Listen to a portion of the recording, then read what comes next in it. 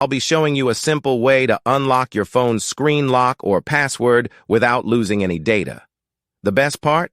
It's free and easy, even if you're not a tech expert. Before we begin, I'd like to mention a small disclaimer. The method I'm about to show you is 100% legal, safe, and free. We won't use any type of hacking or illegal bypassing method to unlock your phone's screen lock. Moreover, the phone will not suffer any harm or damage in any way. With that said, let's start. You can unlock your phone's screen lock or password using a special code. Here's how it works. First, tap on Emergency Call, then enter the code. This code is unique to each type of phone and is provided by the phone manufacturer. In this video, we're using a code that works specifically for the type of phone we're demonstrating. Now, let me show you how you can get the code. Visit this website that offers free unlock codes using a unique method.